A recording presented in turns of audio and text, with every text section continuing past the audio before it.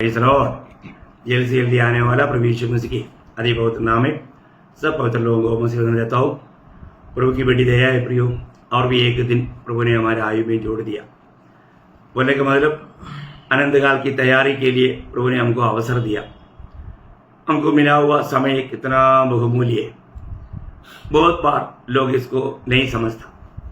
आपको मालूम है, अगर आप एक बहुत बड़ा एग्जाम में परीक्षा में बैठा है और उस समय में आपको अभी परीक्षा का उत्तर देने के लिए बहुत सवाल बाकी है, तब अनाउंसमेंट हुआ आप लोगों को और 10 मिनट देता हूँ, आपको कितना खुशी होगा? खुशी होगा ना? मैं आपको बताऊँ, हम लोग अनुग्रह के समय में ये कृपा युग में जी रहा है, पर दो एक प्रकार देखेगा तो कृपा युग का समय खत्म हो गया। अभी हम एक स्पेशल ग्रेस पीरियड में जी रहे हैं। बोलने का मतलब प्रभु ने थोड़ा समय और हमको अनुमति करके दिया है। तो ऐसा है तो वो समय, इसका मतलब अभी ये शॉर्ट टाइम हमारा हक का नहीं, स्पेशल टाइम के रूप में दिया है। वो समय हमें कितना मतलब उत्सुकता से निभाना चाहिए। अरे एक पवित्र लोग इस संदेश को बहुत प्रार्थना के साथ, बहुत गौर दे करके सुना, क्योंकि आपका आत्मीय जीवन में बहुत बड़ा एक चैलेंजिंग बात रहेगा करके मैं आशा करता हूँ, है ना। तो हम एक आत्मिक मनुष्य के बारे में पिछले दिनों में देख रहा था। हमने 6 बात बहुत विस्तार से देखा।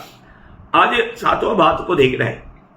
मैं एक बात आपको बताऊं, ये बहुत महत्वपूर्ण बात है। अगर हम एक आत्मिक जन नहीं है तो प्रभु का हृदय को भी कितना दुख रहेगा। शारीरिक लोगों के बारे में प्रभु को इतना आनंद नहीं।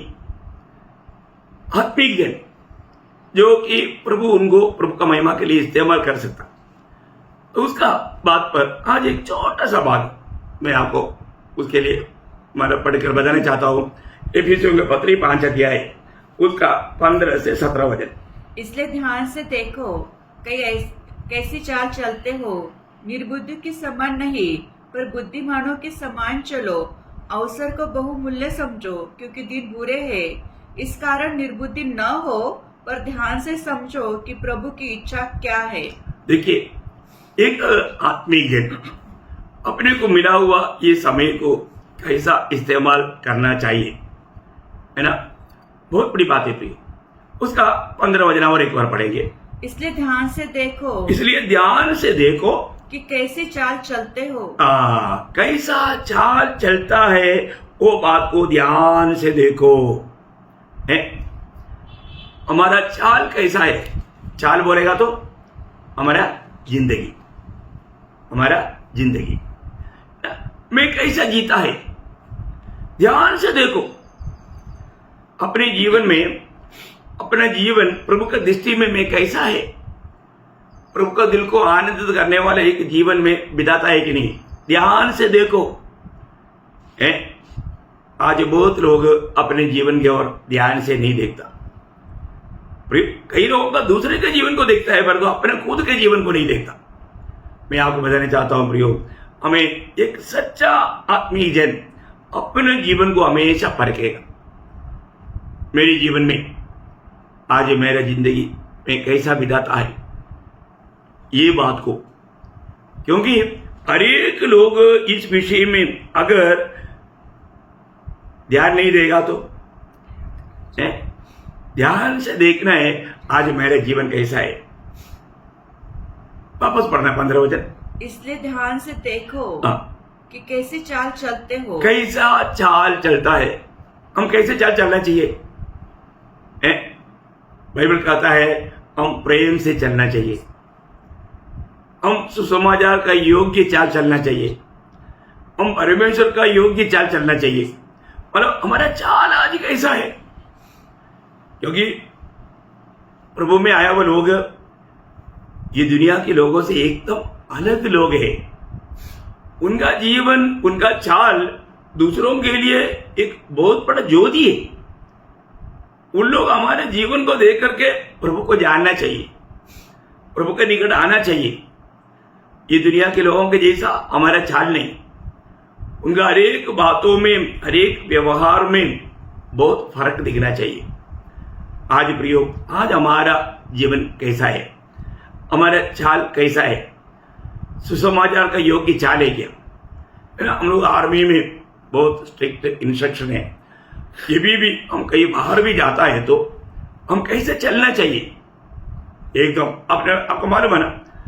हम लोग गाँव में जाने के टाइम पर हमारा चाल देख करके बोलता है आप आर्मी में है क्या? मैं बोला क्यों? क्योंकि आपका चाल से हमको मालूम पड़ा आप एक आर्मी के जवान है। देखा, चाल से ही मालूम पड़ता, सच्ची बात है ना। क्योंकि मतलब बाकी लोगों का चाल में एक आर्मी के जवान का चाल में बहुत फर्क पड़ता है, बहुत फर्क पड़ता है। आप देखिए, बहुत बड़ी बात है। कई बार मेरा भाई भी आर्मी में था, हम लोग दोनों मिलकर के चलने के टाइम पर तकरीबन हमारा कदम भी मिला रहेगा। तब लोग बोलते हैं देखो वो दोनों आर्मी के जवान हैं, क्योंकि उनका कदम तक मिलता है। देखा, ऐसा है प्रियो, ऐसा ही प्रभु का लोगों को होना चाहिए। प्रभु का लोग भी उनको सबको देख करके बोलेगा देखो ये परमेश्वर का झुंड है, उनका चाल देखो है। इसराइली लोगों को देख करके बिलाम ने बोला ना, दुनिया ने भी बोला ना, ये जातियों के साथ मिलते नहीं, ये अलग लोग हैं। उनका जीवन, उनका चाल ये बात प्रकट करता है। तो आज बहुत से पवित्र लोगों के जीवन में वो गवाही नष्ट हो गया। लोग नहीं पहचान पाता एक ये विश्वासी है, एक उधार पाए वजन है, ये प्रभु का बेटा है। कितना दुख भरा बात है प्रियो। प्रभु का वचन कहता है, वापस पढ़ना 15 वचन, इसलिए ध्यान से देखो, इसलिए ध्यान से देखो कि कैसी चाल चलते हो, कैसा चाल चलते हो। प्रियो, हमें ध्यान से देखना है, मैं एक ज्योति की संतान बन करके जीवन बिता रहा है कि नहीं, मेरे जीवन दूसरों के लिए ज्योति प्रदान करने वाला जीवन है कि नहीं, मैं उन भले कामों में सदगर्म होकर के और लोग मुझसे सीख सकता इस रीति का एक गवाही के जीवन है कि नहीं, ये बात को पार करना पड़ेगा। क्योंकि हम प्रभु के लिए अलग किया हुए लोग हैं। प्रभु ने हमें दुनिया से अपने लिए अलग किया, हमें ये समझ के साथ जीवन बिताना चाहिए। और उसके आगे निर्बुद्धियों के समान नहीं, निर्बुद्धि के समान नहीं, पर बुद्धिमानों के समान चलो। बुद्धिमान के समान चलना। देखिए, हमें कैसे चलना? बुद्धिमान के समान चलना। प्रियो, आज लोग बुद्धिमान के समान नहीं चलता। ये बुद्धि, ये दुनिया का ज्ञान नहीं, क्योंकि आपको मालूम है दुनिया का ज्ञान, दुनिया का बुद्धि क्या करता? पहला कोरिन्थियों 8:1 में उसके आखिरी में लिखा है, उस ज्ञान घमंड उत्पन्न करता, परंतु प्रेम से उन्नति होता। प्रेम से उन्नति होता। देखिए, स्वर्गीय ज्ञान प्रेम से भरा हुआ है, उसका हरेक व्यवहार में सच में प्रेम लेता। परंतु दुनिया का ज्ञान वो घमंड उत्पन्न करता। इसलिए मैं कल का संदेश में भी आपको बोला था, वो ज्ञान को लोगों ने सही ज्ञान समझने के कारण क्या हो गया? पहला तिमोथी 6:20-21 में वो लोग विश्वास से बह गया, उसको ज्ञान कहना व्यर्थ बातें बोलता। प्रियो, मैं एक बात आपको बताना चाहता हूं, वास्तव में हमें उस स्वर्गीय ज्ञान मिला है क्या? उसके अनुसार मेरे जीवन है क्या? ये हमें परखना है ना। यहां पर वचन कहता है कि तुझे उस ज्ञान के अनुसार जीवन बिताना। और थोड़ा सा आगे बढ़ना, वो भाव छोड़ना नहीं है। Praise Lord. उसका 16 वचन, अवसर को बहुमूल्य समझो। अवसर को बहुमूल्य, उसको शुरू से पढ़ लो, 16 का शुरू से। अवसर को बहुमूल्य समझो, क्योंकि दिन बुरे हैं। अवसर को बहुमूल्य समझो, दिन बुरे हैं। मतलब अवसर को बहुमूल्य समझो, बहुत बड़ी बात है ना प्रियो। हमारे जीवन में दिन बुरे होने के कारण अवसर को बहुमूल्य समझो। मतलब इस जीवन में हमें मिला हुआ ये समय को हम मूल्यवान समझना। आपको मालूम है, ये जीवन में हम हर एक लोगों के जीवन में हर बात में भिन्नता देखता है। भिन्नता, हाइट में फर्क है, वेट में फर्क है, कलर में फर्क है, ज्ञान में फर्क है, धन दौलत में फर्क है, बुद्धि में फर्क है, उसके नौकरी में फर्क है, बहुत बातों में फर्क है, पर एक बात में सब समानता में है। क्या बात मालूम है? मुझको और आपको मिला हुआ समय, हमारे को मिला हुआ समय यहां पर अवसर लिखा है, लेकिन वो समय के बारे में, समय के बारे में तो बहुत बड़ी बात है। मैं वो बात को जानना, हमें मिला हुआ समय, हमको सबको मिला हुआ समय 24 घंटा एक दिन में है ना। वो 24 घंटा मैं कैसा बिताता, उस समय को मैं कैसा इस्तेमाल करता। देखो, समय का इस्तेमाल मैं कैसा करता हूं करके हमें परखना चाहिए। आज कितनी लोग समय को सही प्रकार इस्तेमाल नहीं करता है। समय का सही समय में, सही रीति में उसको इस्तेमाल करना है ना। बुढ़ापा में अभी मुझे पढ़ाई करके डिग्री पाना है सोचेगा तो नहीं, नामुमकिन है। वो पढ़ाई करने का एक समय है। वो समय में जब 80 साल हो जाता है तब हमें हिमाचल में जाकर सुसमाचार सुनाना है, ऐसे सोचेगा तो नहीं होगा, क्योंकि वहां पर पहाड़ों को चढ़ना, वहां पर बहुत से जगह है जहां पर कोई एक स्कूटर भी नहीं जाता, पैदल ही जाना पड़ता है। वो बुढ़ापा का समय में नहीं होता, जवानी के समय में होता। बोले हर एक बातों का एक समय है ना।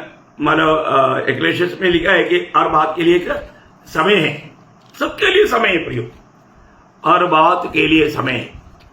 और वो समय पर हम कार्य नहीं किया तो बहुत बड़ा धोखा हो जाएगा। तो आज बहुत से लोग मानो समय को सही प्रकार इस्तेमाल करने में वो लोग मानो धोखा खा रहे हैं। और आपको मालूम है हमारा विरोधी शैतान का निश्चय है हम समय को सही रीति में इस्तेमाल ना करें। वो समय का चोर है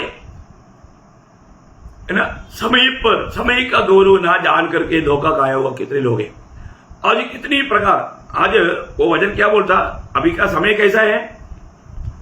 बुरे बुरे है। हाँ, समय बुरे हैं, दुष्काल है, बुरे समय है, भयंकर समय है, क्योंकि हर प्रकार हम सही रीति में समय इस्तेमाल नहीं कर सकेगा। ऐसे समय में बाप रे समय बुरा है। बुरा समय में, बुरा अवस्था में, बुरी अवस्था में समय को इस्तेमाल करना है तो सच में हमें वो ज्ञान चाहिए। वो ज्ञान बिना हम लोग नहीं कर सकता। आजकल का आपको मालूम है, आजकल का बहुत से लोग, इवन बुढ़े लोग तक समय को व्यर्थ कर रहे हैं। क्यों? क्योंकि टीवी के सामने, नहीं तो मोबाइल के सामने, नहीं तो आपको मालूम है कि आजकल का बहुत से लोगों का इंटरेस्ट है वीडियो गेम। वीडियो गेमों में कितना समय बिताता। प्रभु का वचन उनके पास है, वो वचन पढ़ने के लिए समय नहीं। कभी कभी मानो इस खेलों के बीच में संगति के समय तक चला गया, उनको मालूम नहीं। देखा, बुरा दिन है प्रियो। हमारे जीवन में इस प्रकार इतना पाप में डूब जाने वाला एक समय दुनिया में कभी भी हुआ नहीं। आज मुझको और आपको एक ही प्रकार, एक ही दिन में 24 घंटा मिला, तो मैं वो 24 घंटा में कैसे इस्तेमाल करें, मैं आज कैसे समय इस्तेमाल करता है, ये बात को हर एक पवित्र लोग थोड़ा परखे प्रियो। मैं आपको ये संदेश सुनने के टाइम पर मैं आपसे नम्र विनती करता हूं, आप थोड़ा आज के दिन थोड़ा परखो, मैंने एक एक दिन में मेरे समय में कैसे इस्तेमाल करता, मैं समय का सही उपयोग करता है क्या? क्योंकि कल का दिन तो चला गया, कल का समय का 1 घंटा या 1 मिनट भी हमें वापस नहीं मिलेगा। चला गया हुआ दिन के बारे में अभी सोचकर दुखी होने से भी कोई फायदा नहीं। कई बार कई लोग बीत गया हुआ दिनों के बारे में, वो समय मैंने सही रीति में इस्तेमाल नहीं किया बोल करके रोता है।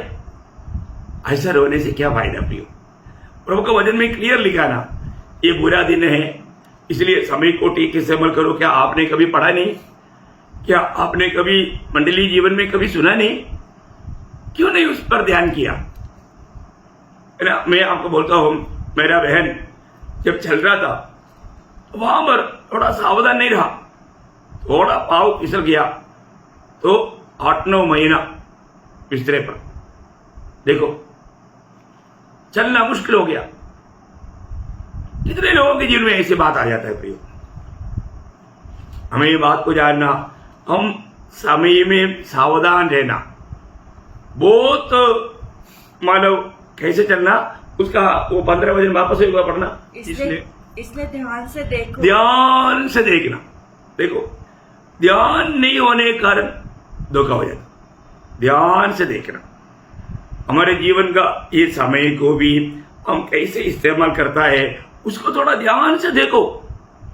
मैं सही प्रकार मेरा समय को इस्तेमाल कर रहे क्या। बहुत लोग ऐसे बातों पर ध्यान देता ही नहीं है, उनको लगता है कि अभी भी बहुत समय है। नहीं प्रियो, हमें ये जीवन में बहुत छोटा सा आयु में बहुत थोड़ा समय, मैं आपको बोला ना, हम लोग एक स्पेशल ग्रेस पीरियड में जी रहा है।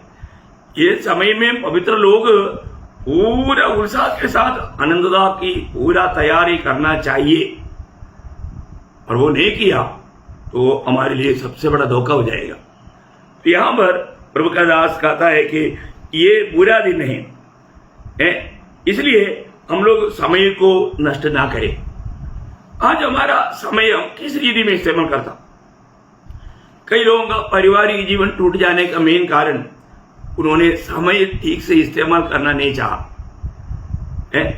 अपने बच्चों के साथ समय इस्तेमाल नहीं करता, अपने परिवार के साथ समय इस्तेमाल नहीं करता, उनके साथ थोड़ा अच्छी रीति में है मतलब बातें करने के लिए समय इस्तेमाल नहीं करता। तो इससे क्या होता, आज का पीढ़ी तक ज्यादा बिगड़ जाने का मेन कारण उनका परिवार में सब मिलकर के समय सही रीति में इस्तेमाल नहीं करता, उसका एक कारण है। पारिवारिक प्रार्थना नहीं है, उनको आपस में जो बात सिखाना चाहिए सिखाता है नहीं। आज का पीढ़ी जैसा बिगड़ा हुआ एक समय है क्या, चरित्र में नहीं प्रियो, चरित्र में नहीं है ना। इसलिए समय को सही इस्तेमाल नहीं करने के कारण आत्मीय जीवन में एकदम कंगालपन अनुभव, एकदम बहुत बलहीन पात्र, आत्मीय जीवन में एक अच्छा गवाही का जीवन बिताने वाले लोग आज बहुत कम है। क्यों? क्योंकि समय को सही इस्तेमाल नहीं करता, समय के अनुसार का उनके आत्मीय जीवन में बढ़ोतरी नहीं हुआ। प्रियो, हमारे जीवन को परखना ना। कई बार कई लोग बोलते हैं मैं प्रभु में आया, प्रभु में आकर के कितना साल हो गया, 10 साल हो गया, 15 साल हो गया है, लेकिन उनके आत्मीय जीवन में एक प्रार्थना करने के लिए तक नहीं आता, एक गवाही देने के लिए नहीं होता। कितना दुख भरा बात है। अवसर को बहुमूल्य समझो बोला, वो वचन क्या बोला?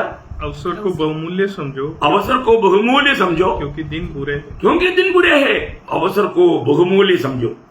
प्रभु ने हमें कितना अच्छा अच्छा अवसर दिया प्रियो।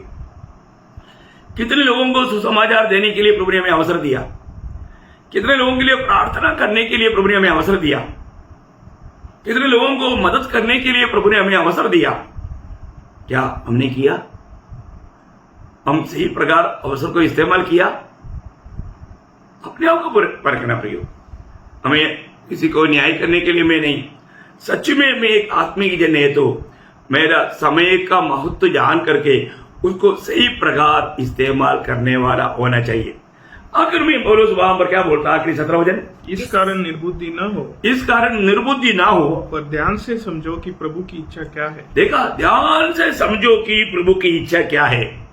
प्रियो, हम निर्बुद्धि नहीं होना, हमें प्रभु का इच्छा हमारे प्रति क्या है वो समझना, क्योंकि हमको बचाने वाला प्रभु को हमारे प्रति एक इच्छा है प्रियो ना। हर एक माँ बाप को अपने बच्चों के बारे में एक इच्छा रहता, क्योंकि उनका एक अच्छा भविष्य उनको चाहता ना। हमें बुलाकर अलग किया हुआ स्वर्गीय पिता को हमारे प्रति एक इच्छा है प्रियो।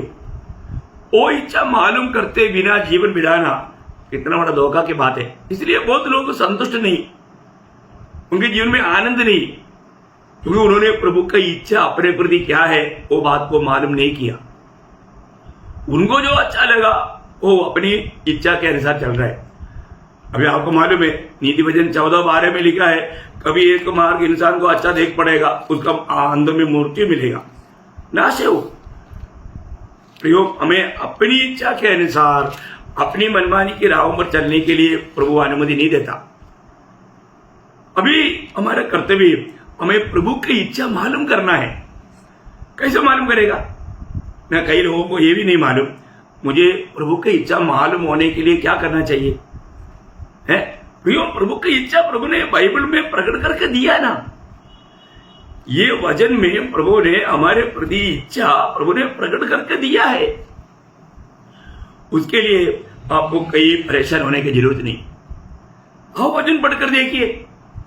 आज लोग वचन ही नहीं पढ़ता है ना। जब भी संगति में जाने के टाइम पर बाइबल कहाँ रह करके ढूंढने वाला कई लोग हैं, कई लोगों को मिलता ही नहीं, क्योंकि वो लोग कभी कभी बोलेगा तो शायद हफ्ता में एक बार, नहीं तो 2 हफ्ता में एक बार, वो उस संडे को लाकर कहीं छोड़ा था, अभी कहां पर है मालूम नहीं। बाइबल ढूंढते ढूंढते परेशान होने वाले लोगों को भी मैंने देखा है। कितना दुख भरा बात है प्रिय। आपका आत्मीय जीवन कहां पर है? आप प्रभु की इच्छा से कितना दूर है?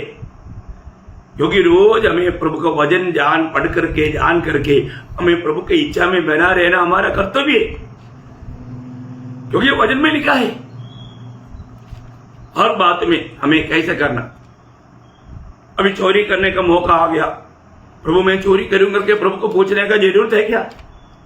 प्रभु का वचन में लिखा ना चोरी ना करो है, फिर उसके लिए प्रार्थना करने की जरूरत नहीं है ना है। प्रभु मैं इधर थोड़ा झूठ बोलूं, पूछने की जरूरत है क्या? प्रार्थना करना चाहिए नहीं है ना प्रियो। प्रभु का वचन में लिखा है ना तुम झूठ नहीं बोलना, हर एक से सच बोलना है। देखो हमारे जीवन में हमको कैसा जीवन बिताना है वो बात प्रभु ने हमें प्रकट करके दिया। और तो हम उस बात में बना नहीं रहेगा तो आपको मालूम है इतना स्पष्ट रीति में जब पहला थिस्सलुनीकियों 5 अध्याय 16, 17, 18 वचन में प्रभु का 3 इच्छा यीशु मसीह में पिता ने प्रकट करके दिया। क्या क्या मालूम? सदा आनंदित रहो, सदा आनंदित रहो, निरंतर प्रार्थना में लगे रहो, निरंतर प्रार्थना में लगे रहो, हर बात में धन्यवाद करो, हर बात में धन्यवाद करो, क्योंकि तुम्हारे लिए मसीह यीशु में हाँ। परमेश्वर की यही इच्छा यही इच्छा। देखो इच्छा मालूम हो गया है? मेरे प्रति मेरा प्रभु का क्या इच्छा है, क्या इच्छा है, ऐसे पूछते रहने की जरूरत है नहीं है ना। वचन में लिखा है ना प्रियो। हम ये वचन को पढ़कर देखो। मैं आपको बोलना चाहता हूं प्रियो, आप प्रभु की इच्छा में रहना है तो आपको आत्मा में रहना। आत्मा में रहेगा तो जीवन प्रभु की इच्छा में है, और प्रभु की इच्छा में निराशा नहीं, प्रभु की इच्छा में कुड़कुड़ाहट नहीं, वहां पर पाप प्रवेश करने की बात नहीं है ना। उसका 4:3 में क्या लिखा? पहला थिस्सलुनीकियों 4:3 है।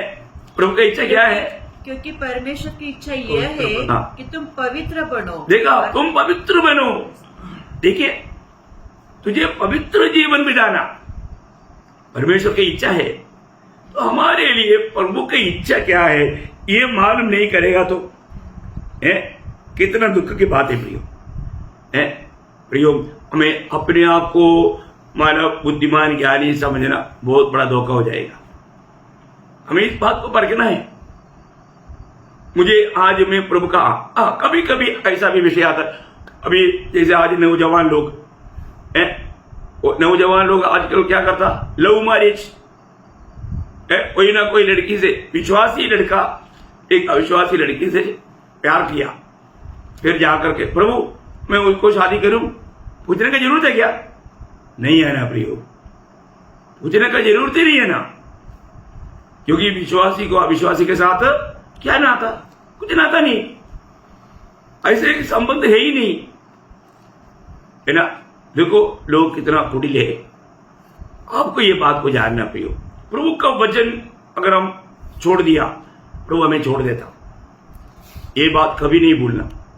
आप अपनी इच्छा के लिए प्रभु का वचन में लिखा हुआ उस प्रभु की इच्छा को अगर आपने छोड़ा तो आप वास्तव में प्रभु को त्यागा। आपके जीवन में कितने बड़ी निराशा रहेगा। वो व्यक्ति कभी भी एक आनंदित जीवन, एक विजयी जीवन नहीं बिता सकता। अपने को परखना है, आज मैं प्रभु की इच्छा में है क्या? कुछ विषय के लिए हमको प्रार्थना करने की जरूरत पड़ता है।